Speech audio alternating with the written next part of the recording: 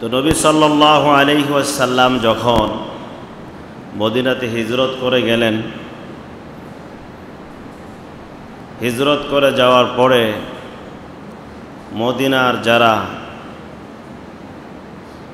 ইহুদি ছিল, তাওরাত কিতাবের ওপর যারা আমল করত, যারা সঠিকভাবে আমল করত, তাওরাতের সঠিক আমলকারী যারা ছিল, নবী সাল্লাল্লাহু আলাইহি ওয়াসাল্লামের আগমনের আগে যারা তাওরাত কিতাবের সঠিকভাবে আমল করেছে তারা তো নাজাত প্রাপ্ত হবে, তারা তো ভালো ছিল। কারণ তাওরাত কিতাব তো আল্লাহর পক্ষ থেকে একটা কিতাব ছিল। তো নবীজি গিয়ে দেখলেন যে তাওরাতে যারা বিশ্বাসী এরা এই দিনে রোজা রাখতেছে। তো নবীজি সাল্লাল্লাহু আলাইহি ওয়াসাল্লাম জিজ্ঞাসা করলেন, কেন এই দিনে তোমরা রোজা রাখো? তারা বলল, মুসা আলাইহিস সালাতু ওয়াস সালামের অনুসরণে আল্লাহ পাক এই দিনে বিজয় দান করেছিলেন ফেরাউনের কবল থেকে, তিনি রোজা রেখেছেন, এই জন্য আমরাও রোজা রাখি। তখন নবী সাল্লাল্লাহু আলাইহি ওয়াসাল্লাম বললেন যে মুসা আলাইহিস সালাতু ওয়াস সালামকে অনুসরণের ক্ষেত্রে আমি তোমাদের থেকে বেশি হকদার, কারণ তিনি রসুল ছিলেন, নবী ছিলেন। আমাদের নবীজিও কি নবী রসুল? তো নবীজি রোজা রাখলেন ওই বছর। পরের বছর নবীজি আর রোজা রাখার সুযোগ পান নাই। তবে নবীজি বলছিলেন যে তোমরা আশুরার দিনে রোজা রাখবে, ওয়াখালিফু ফিহিল ইয়াহুদ, ইহুদিদের বিরুদ্ধাচারণ করবা। ইহুদিরা একটা রাখে, তোমরা দুটা রাখবা, আগে অথবা পরে, 9 তারিখে অথবা 10 তারিখে। নবীজি এই কথাও বলেছিলেন যে আমি যদি আগামী বছর বেঁচে থাকি তাহলে লা আসুমান্না তাসিআ, 9 তারিখে রোজাটা রাখব। কিন্তু নবী সাল্লাল্লাহু আলাইহি ওয়াসাল্লাম পরের বছর আর বেঁচে থাকেন নাই, দুনিয়া থেকে তিনি বিদায় গ্রহণ করেছিলেন। এই আশুরার রোজার তাৎপর্য মূলত এখান থেকেই। কিন্তু ঘটনাক্রমে হাজার হাজার বছর পরে এসে মুহররমের 10 তারিখে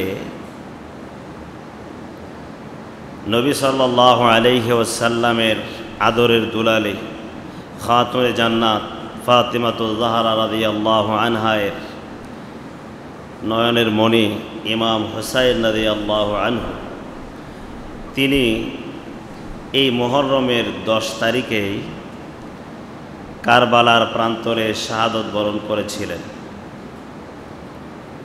আসলে মুহররমের 10 তারিখের তাৎপর্য কিন্তু রোজার মাধ্যমেই শুরু হয়েছে, কিন্তু আল্লাহ পাকের ইচ্ছা অনুযায়ী মুহররমের 10 তারিখ আসলেই মুমিনের হৃদয়ের মধ্যে সেই কারবালার ইতিহাসের চিত্রটা ফুটে ওঠে এবং মুমিনের হৃদয় সুখে ভরে যায়। সর্বশ্রেষ্ঠ নবী মুহাম্মদুর রাসূলুল্লাহ সাল্লাল্লাহু আলাইহি ওয়াসাল্লামের নাতি ইমাম হুসাইন রাদিয়াল্লাহু আনহু, হাদিসের মধ্যে নবী সাল্লাল্লাহু আলাইহি ওয়াসাল্লাম বলছেন, সাইয়্যিদা শাবাবি আহলিল জান্নাহ, জান্নাতের যুবকদের নেতা ইমাম হাসান আর ইমাম হুসাইন রাদিয়াল্লাহু তাআলা আনহুমা। এই দিনেই ইমাম হুসাইন রাদিয়াল্লাহু আনহু শাহাদত বরণ করেছিলেন মর্মান্তিকভাবে, নির্মমভাবে তাকে শহীদ করা হয়েছিল। এটা তো একটা লম্বা করুণ ইতিহাস। নবী সাল্লাল্লাহু আলাইহি ওয়াসাল্লাম যখন মদিনায় গেলেন, মদিনার মধ্যে তো ইহুদিদের বসবাসী ছিল বেশি। তো আল্লাহ রাসূল সাল্লাল্লাহু আলাইহি ওয়াসাল্লামের জামানাতে মদিনার ইহুদিদের মধ্যে সবচাইতে বড় ভয়ঙ্কর এক লোক যে ছিল ইসলামকে ক্ষতি করার সবচেয়ে বড় ষড়যন্ত্রকারী, তার নাম হলো আব্দুল্লাহ ইবনে উবাই। সে ছিল মুনাফিকদের সর্দার। নাম কি ভাই? আব্দুল্লাহ ইবনে উবাই। এই মুনাফিকরা কোন দল থেকে সৃষ্টি হয়েছিল? মূলত ইহুদিদের থেকেই সৃষ্টি হয়েছে। মুনাফিক দলটা এটা ইহুদিদের থেকেই সৃষ্টি হয়েছে। এই ইহুদি নেতা আব্দুল্লাহ ইবনে উবাই, সে ছিল নেতা এবং মদিনার নেতৃত্ব মূলত তার হাতে ছিল এবং সে মদিনার নেতা হওয়ার স্বপ্ন দেখতেছিল। নবী সাল্লাল্লাহু আলাইহি ওয়াসাল্লাম যখন মদিনায় গেলেন, তো মদিনার মানুষেরা, আউস এবং খাজরাজ গোত্রের লোকেরা নবী সাল্লাল্লাহু আলাইহি ওয়াসাল্লামের হাতে অনেকে ইসলাম গ্রহণ করে নবীজিকে সাদরে গ্রহণ করলেন। তলা আল বাদরু আলাইনা কবিতা বলে বলে নবীজিকে স্বাগতম জানালেন। তো নবীজি যখন গেলেন, তখন আব্দুল্লাহ ইবনে উবাইয়ের এই নেতৃত্ব হাতছাড়া হয়ে গেল। তখন সবাই আব্দুল্লাহ ইবনে উবাইকে আর নেতা হিসেবে গ্রহণ করল না। এখান থেকেই মূলত আব্দুল্লাহ ইবনে উবাইয়ের নবীজির সাথে আর নবীজির আনিত দিন ইসলামের সাথে বিরুদ্ধাচরণের সূচনা এখান থেকেই শুরু হয়েছে। তাহলে সূচনা হইল কোন জায়গা থেকে? দেখছেন, নেতৃত্ব হারানোর কারণে। নবীজি যাওয়ার কারণে সব মানুষ তাকে নেতা হিসেবে গ্রহণ করল না। নবীজি যাওয়ার আগ পর্যন্ত তাকেই কিন্তু নেতা বানানোর ব্যাপক আয়োজন চলছিল। এই নেতৃত্ব হারানোর কারণেই সে তখন নিজের রূপ পাল্টিয়ে ফেলল, নিজেকে মুসলিম হিসেবে পরিচয় দিল আর গোপনে গোপনে পুরা কুফরকে শক্তভাবে ধারণ করল এই আব্দুল্লাহ ইবনে উবাই। এবং সে একটা বাহিনীও তৈরি করে ফেলল তার, আব্দুল্লাহ ইবনে উবাই। আপনারা যারা সিরাত পড়েছেন জানবেন, উহুদের যুদ্ধের মধ্যে 1000 বাহিনী নিয়ে নবী সাল্লাল্লাহু আলাইহি ওয়াসাল্লাম আরবের মুশরিক কাফেরদের বিরুদ্ধে যুদ্ধ করার জন্যে উহুদ প্রান্তরের দিকে যাচ্ছিলেন। পথিমধ্যে এই মুনাফিক আব্দুল্লাহ ইবনে উবাই রাস্তার মধ্যে এসে মুসলমানদের মনোবল ভাঙার জন্যে তার 300 সদস্যকে, এই 1000-এর মধ্যে 300 মুনাফিকই ছিল,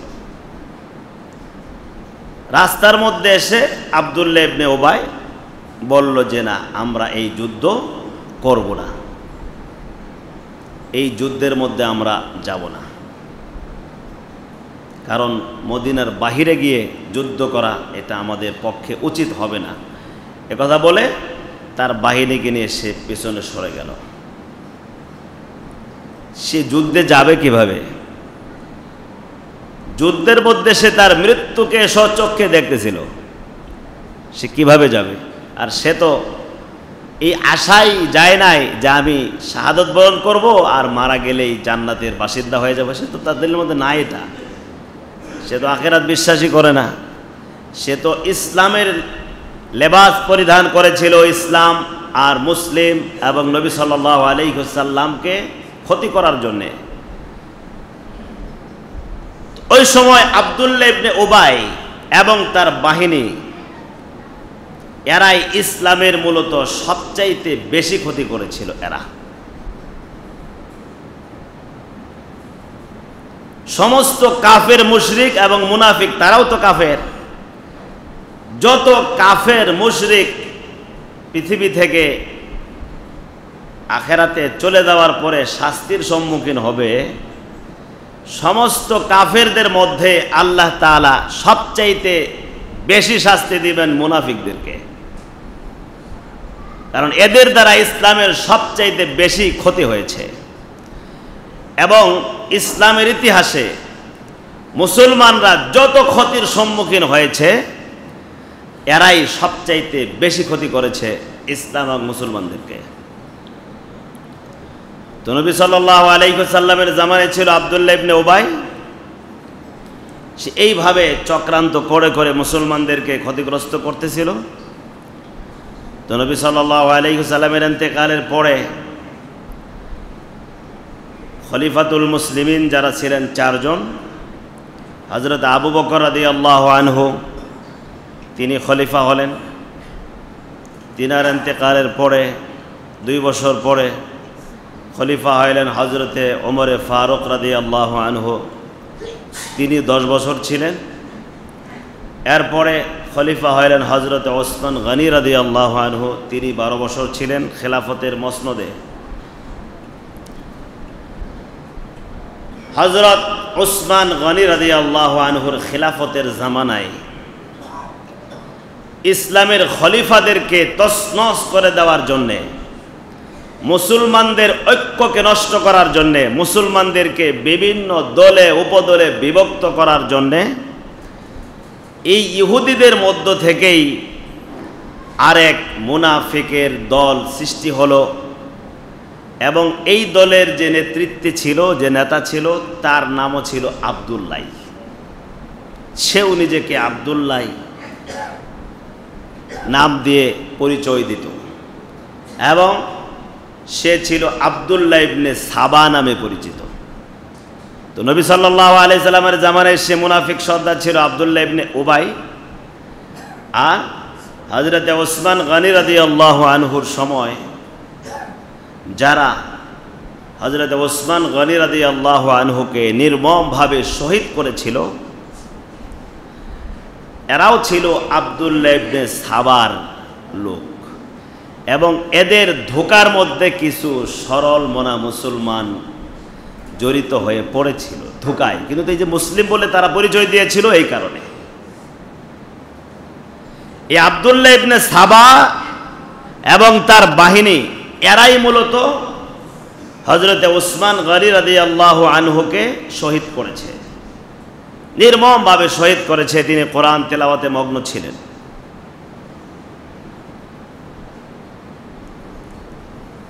ঘরের মধ্যে ঢোকে নির্মমভাবে শহীদ করেছে। এই আব্দুল্লাহ ইবনে সাবার বাহিনী ওই সময়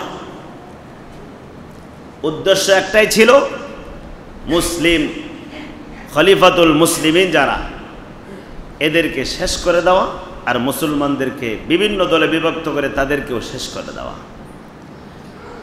উসমান গনি রাদিয়াল্লাহু আনহুর সময়ে হযরতে মুআবিয়া রাদিয়াল্লাহু আনহু, উনি সিরিয়া দামেশ এই এলাকার গভর্নর ছিলেন। হযরতে ওসমান গনি রাদিয়াল্লাহু আনহু তিনি গভর্নর নিযুক্ত করে দিয়েছিলেন সিরিয়া দামেশ এলাকায়, তিনি গভর্নর ছিলেন। এই দিকে হযরতে ওসমান গনি রাদিয়াল্লাহু আনহুকে শহীদ করার পরে এই আব্দুল্লাহ ইবনে সাবার বাহিনী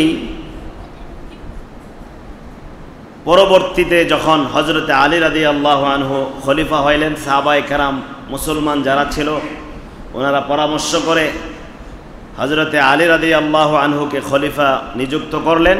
সবাই হযরতে আলী রাদিয়াল্লাহু আনহুর হাতে বায়াত গ্রহণ করলেন।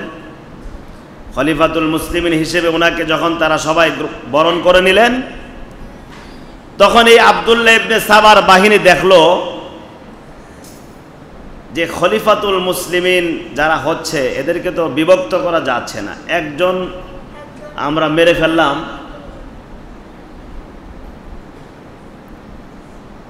আবার মুসলমানরা আরেকজনকে নিযুক্ত করলো, এটা তো এইভাবে বিভক্ত করা যাবে না। তো কি করা যায়? তাৎক্ষণিক তারা হযরত আলী রাদিয়াল্লাহু আনহুর কাছে গেল, গিয়ে ওসমান গনি রাদিয়াল্লাহু আনহুর হত্যা বিচার চাওয়া শুরু করলো। তারাই কিন্তু হত্যা করলো, আবার তারাই আলী রাদিয়াল্লাহু আনহুর কাছে গিয়ে উসমান গনি রাদিয়াল্লাহু আনহুর হত্যার বিচার দাবি করল। হযরত আলী রাদিয়াল্লাহু আনহু বললেন, অপরাধী যারা আগে তাদেরকে শনাক্ত করতে হবে। এটাই তো ন্যায় কথা, এটাই তো ন্যায্য কথা। যারা এই হত্যাকাণ্ডে জড়িত তাদেরকে চিহ্নিত করতে হবে, চিহ্নিত করে তাদেরকেই এই হত্যার সাজা দিতে হবে। আর এটার জন্যে কিছু সময়ের প্রয়োজন। তাৎক্ষণিক কাকে সাজা দিবে, কাকে? কিন্তু তারা সময় দিতে রাজি নয়। তাদের দাবি একটাই, আগে হত্যার বিচার হবে, বাকি পরে হবে।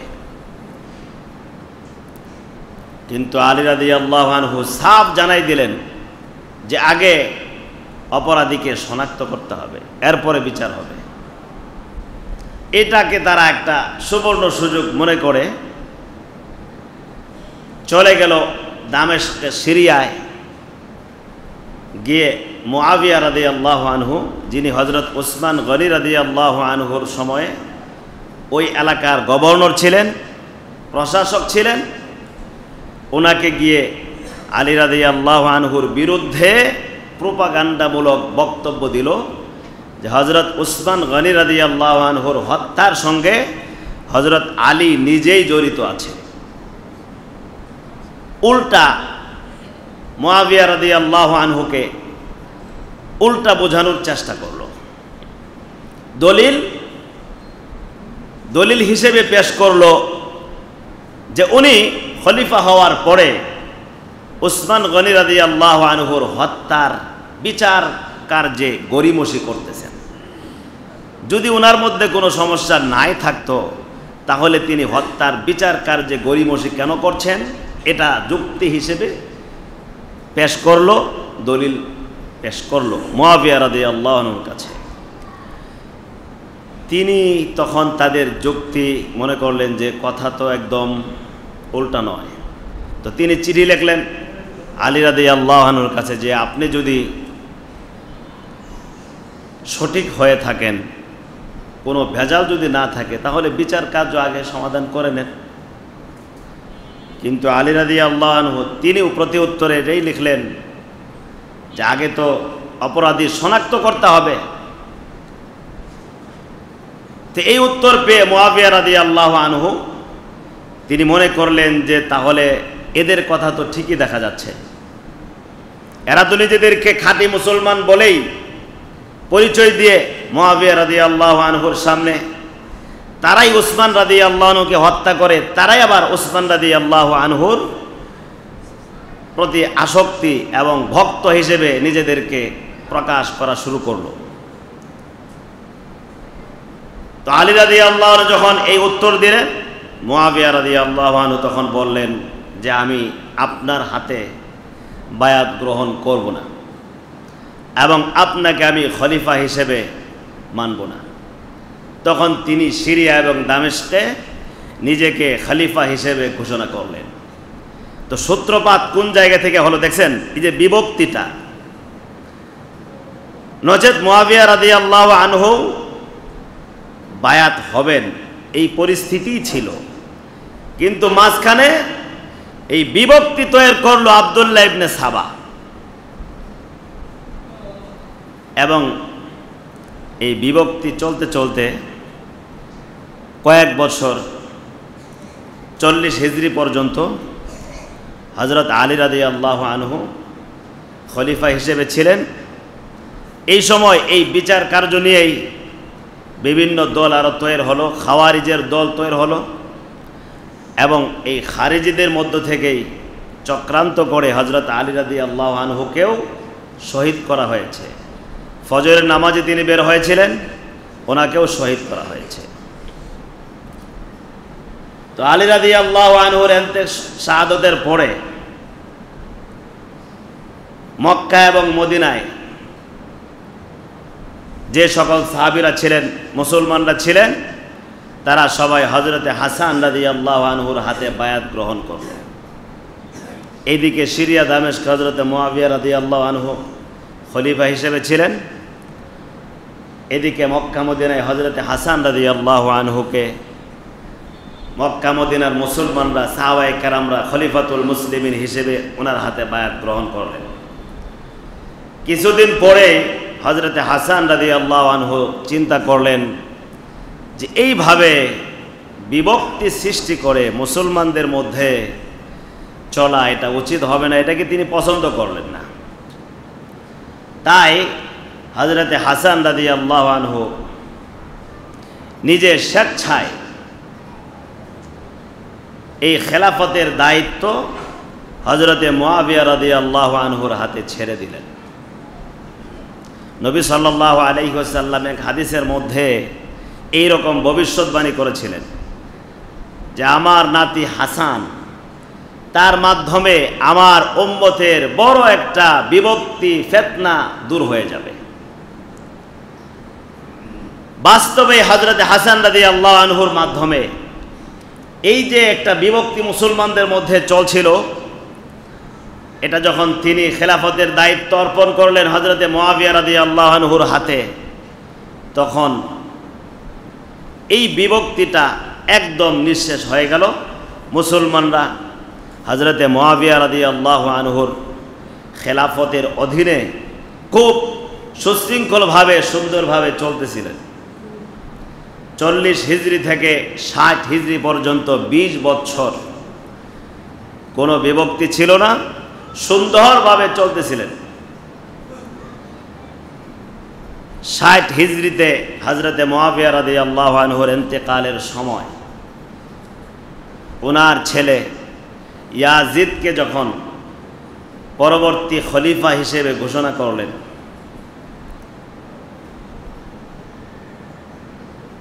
এরপরে মুআবিয়া রাদিয়াল্লাহু আনহুর ইন্তেকালের পরে ইয়াজিদ যখন খলিফা হওয়ার দাবি করে খেলাফতের মসনদে আসীন হলেন, স্থলাভিষিক্ত হইলেন, তখন মক্কা মদিনার অনেক সাহাবীরা আব্দুল্লাহ ইবনে ওমর, আব্দুল্লাহ ইবনে আব্বাস, আব্দুল্লাহ ইবনে জুবায়ের সহ অনেক বিশিষ্ট বড় বড় সাহাবীরা ইয়াজিদের খিলাফত ওনারা মেনে নিতে পারছিলেন না।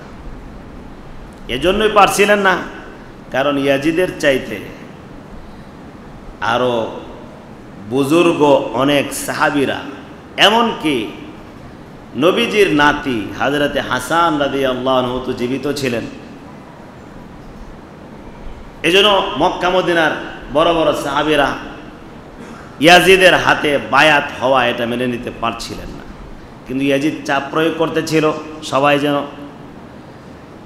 ওনার হাতে বায়াত গ্রহণ করে এবং তাকে খলিফা হিসেবে যেন মেনে নেয়, চাপ প্রয়োগ করতেছিল। ওই সময় হযরত আলী রাদিয়াল্লাহু আনহু যখন খলিফা ছিলেন, তখন উসমান রাদিয়াল্লাহু আনহুর সময় পর্যন্ত ইসলামী রাষ্ট্রের রাজধানী ছিল মদিনা। আলী রাদিয়াল্লাহু আনহু এটা স্থানান্তর করে কুফায় নিয়ে গিয়েছিলেন। তো ইয়াজিদ যখন খলিফা হলো, তখন কুফার গভর্নর ছিলেন হযরত নুমান ইবনে বশির রাদিয়াল্লাহু আনহু, একজন বিশিষ্ট সাহাবী। আর বসরার গভর্নর ছিল উবাইদুল্লাহ ইবনে জিয়াদ, সে ছিল একটু কঠিন প্রকৃতির মানুষ। তো এইদিকে মক্কা মদিনার সাহাবীদেরকে যখন ইয়াজিদ বায়াত গ্রহণ করার জন্য চাপ দিচ্ছিল, কিন্তু তারা পরিষ্কার সাফ জানিয়ে দিচ্ছিলেন যে তারা ইয়াজিদের হাতে বায়াত হবে না, তাকে খলিফা হিসেবে তারা মানবে না।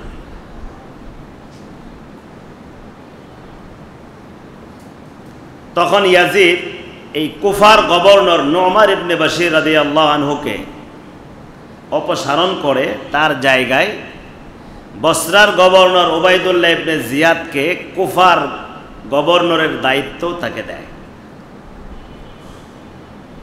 দিয়ে এই যে কুফার মধ্য থেকে অনেক চিঠি হযরতে ইমাম হুসাইন রাদিয়াল্লাহু আনহুর কাছে যাওয়া শুরু করল। হুসাইন রাদিয়াল্লাহু আনহু তখন মদিনায় ছিলেন, মদিনা থেকে তিনি পরে মক্কায় চলে আসছেন। কুফা থেকে অনেক চিঠি যাওয়ার কারণে তিনি প্রথমে মুসলিম বিন আকিল ওনাকে পাঠাই দিলেন কুফায় যে অবস্থাটা দেখার জন্যে। মুসলিম বিন আকিল যখন কুফাতে আসলেন 12,000-এর মতো মানুষ ওনার হাতে বায়াত গ্রহণ করল। কিন্তু উবাইদুল্লাহ ইবনে জিয়াদ সেটা শুনে সবাইকে রাজ দরবারে যখন ডাকলো, মুসলিম বিন আকিলের সাথে অল্প কিছু লোক গিয়েছিল, এরপরেও তাদের গার্ডিয়ানরা বুঝিয়ে শুনিয়ে আবার নিয়ে গেছে। একে একে যাইতে যাইতে যাইতে যাইতে একমাত্র মুসলিম বিন আকিল ছাড়া আর কেউ তার সঙ্গে ছিল না, সবাই চলে গেছে। যখন বায়াত গ্রহণ করছিল তখন মুসলিম বিন আকিল ইমাম হুসাইন রাদিয়াল্লাহু আনহুর কাছে এটা চিঠি লিখছিলেন যে কুফা এটা আপনার আসার জন্য উপযুক্ত জায়গা, কারণ অনেক মানুষ আপনাকে চাইতেছে। তখন তো আর ফোন নাই যে তাৎক্ষণিক সংবাদ পৌঁছানো যায়। চিঠিতে ছিল সীমার নামে এক লোক এবং সিনান নামে এক লোক ইমাম হুসাইন রাদিয়াল্লাহু আনহুকে এই মুহররমের 10 তারিখে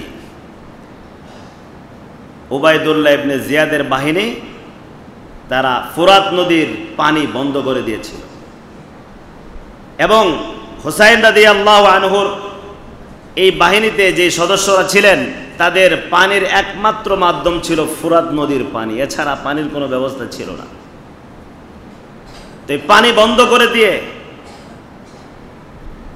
তাদের উপর আক্রমণ করে নির্মমভাবে তাদেরকে শহীদ করে দেওয়া হয়েছে। তাদেরকে পানি পর্যন্ত পান করতে দেওয়া হয় নাই এবং হুসাইন রাদিয়াল্লাহু আনহুকে শহীদ করে এবং এই হত্যাকাণ্ডের মধ্যে সিনান নামক লোকটি ইমাম হুসাইন রাদিয়াল্লাহু আনহুকে হত্যা করেছিল এবং মাথা থেকে দেহ থেকে মাথা আলাদা করে ফেলেছিল। হুসাইন রাদিয়াল্লাহু আনহুর মগজ বের করে ইয়াজিদের সামনে নিয়ে যাওয়া হয়েছে। ইয়াজিদ তখন যদিও আশ্চর্য হয়েছিল, দুঃখ প্রকাশ করেছিল, কিন্তু সে যে এই হত্যাকাণ্ডের সঙ্গে জড়িত নয় এটাও বলা যায় না। কেন?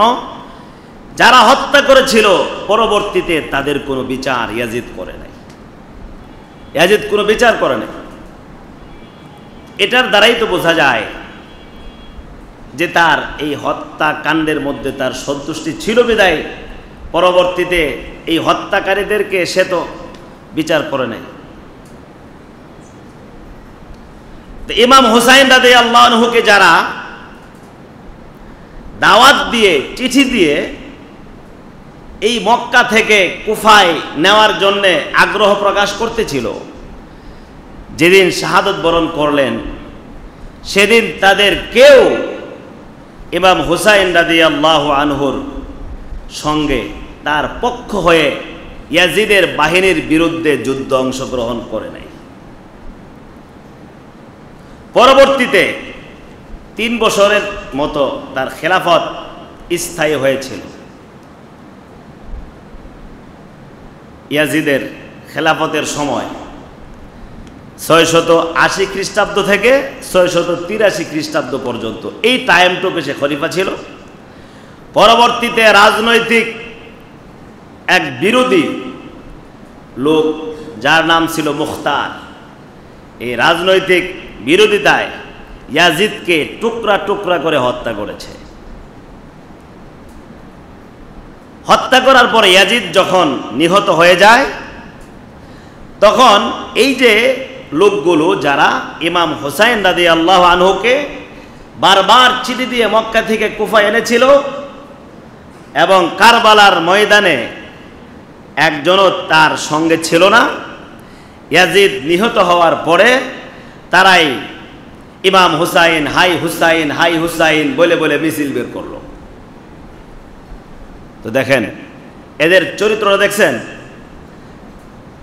দাওয়াত দিয়ে নিয়ে এসে জালিম বাহিনীর হাতে সুপর্দ করে দিল, একজনও হুসাইন রাদিয়াল্লাহু আনহুর পক্ষ অবলম্বন করল না। তারা নিজেদের জান বাঁচানোর ফিকিরে ব্যস্ত হয়ে পড়ল।